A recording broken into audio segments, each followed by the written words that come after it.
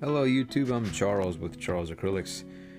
Don't forget to like, subscribe, and hit the bell to be notified of newly uploaded videos. Today we're going to be going over maintaining our brushes and saving money along the way. So here are some of my very first brushes I ever purchased.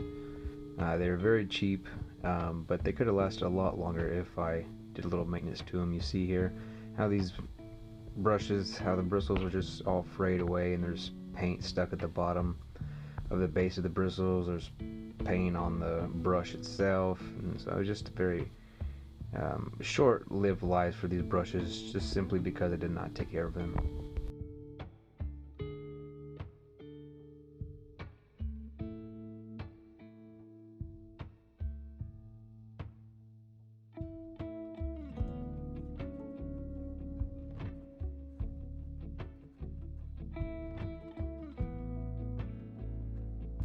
Now these brushes here are the second set of brushes that I purchased, still in the cheap variety. I purchased them from Walmart. I purchased them about a year ago and they're still in great condition. As you can see here, they still have their shape, and for their value they've actually lasted me a very long time.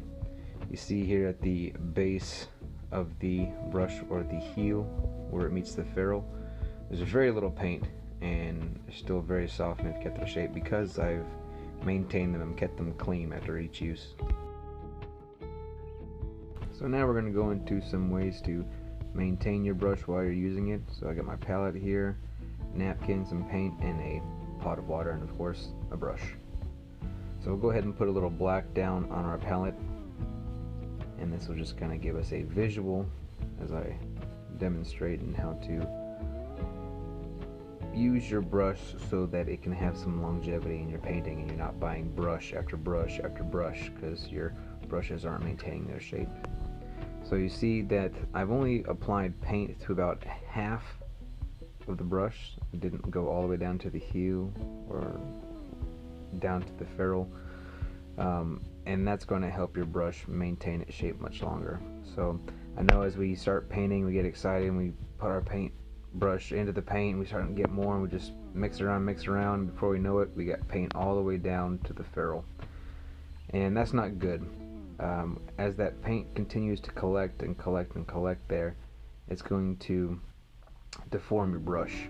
So I'm going to rinse it out here a little bit and dry it off, and so see, even just with a light rinsing you'll see there's still paint at the base, so right there where the heel meets with the ferrule, and that's going to cause your bristles to expand out. So we'll go ahead and rinse that off real quick and get it all cleaned up. And so only applying paint to about half the brush is going to help maintain the shape of your brush. Now if you do get a little overzealous and that brush starts to deform a little bit, that's fine. I never throw a brush out because I like the deformity that it gives me sometimes, and I can use it in different ways in bushes and trees. But when you are done with your brush, clean it thoroughly, dry it off, and then use your fingers to kind of pinch the excess water out and form the brush and shape the bristles into the form that they're made for. So if it's a flat brush, they'll be sitting flat, and then just leave it flat on the table.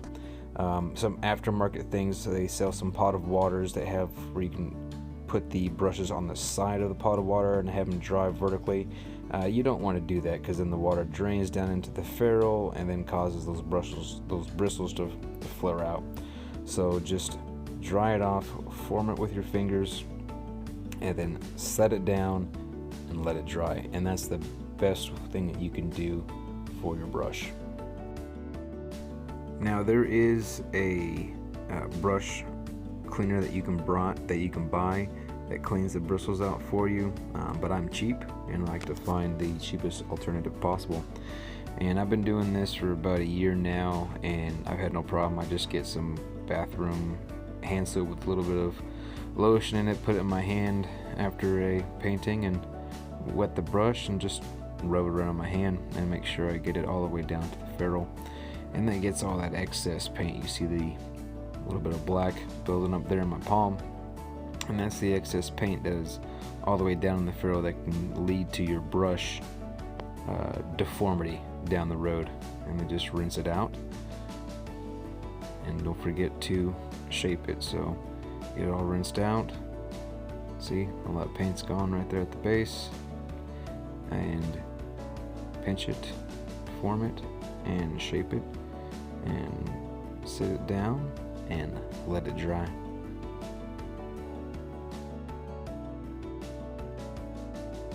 Now once your brush is dry, you have many things that you can do.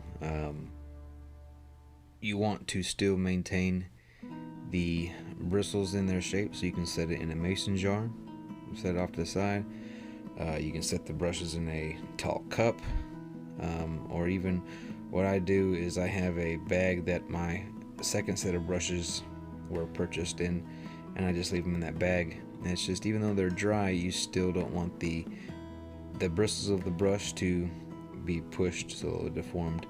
I purchased this carrying case to hold my higher quality brushes in, because when you're spending $15, $11, $17 for a brush, you don't want them to get messed up. The only thing I don't like about this is when that zipper comes by, it has a tendency to catch the brush there on the edge, so you got to watch out for if you're buying something like this. But other than that, I have no problem with that.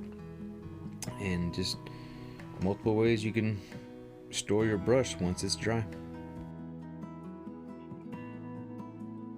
So as a second reminder, and to save you money, is remembering to take care of your brushes. Pinch them and form them, get the excess water out, excess paint out.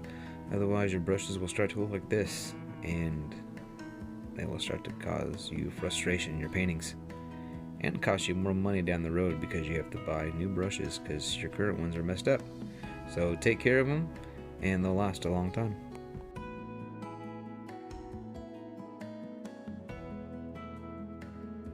One more thing I forgot to mention is that a lot of times some of your brushes will come with these covers.